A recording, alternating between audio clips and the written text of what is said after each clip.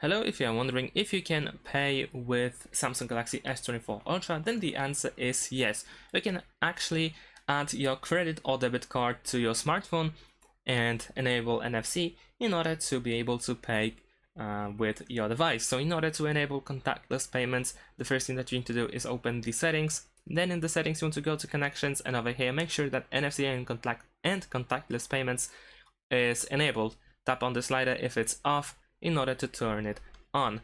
You can also open the quick access, so swipe from the top to the bottom like so, and then one more time, and then let's see if there is NFC over here. If not, in my case it is missing in these buttons, so you can tap on this pen over here and then edit the full one, and here you should be able to find NFC. There we go, so you can tap on NFC in order to add it, then press done, go back once again, go to the quick access, and as you can see over here we can simply turn on and off NFC like so.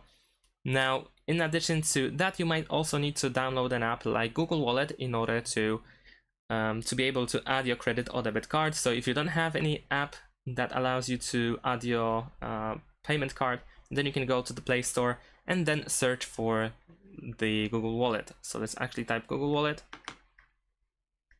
There we go.